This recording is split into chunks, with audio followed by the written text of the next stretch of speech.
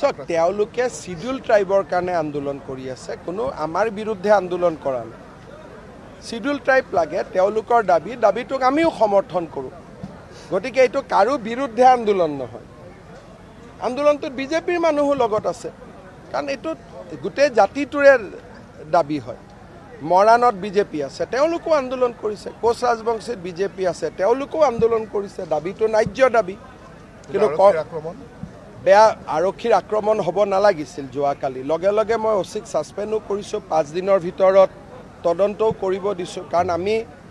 পুলিচক হাতত লাঠি লোৱা ব্যৱস্থাটো মই নিজে ভাল নাপাওঁ একদম দৰকাৰ নহ'লে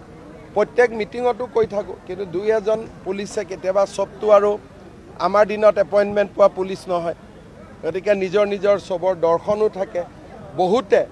কাৰোবাৰ দিনত যদি চাকৰি পাইছিলে অলপ বিজেপিক বিপদত পেলাওঁ বুলি 2-এটা কাম কৰি দিয়ে তেনেকুৱা অফিচাৰো থাকে গতিকে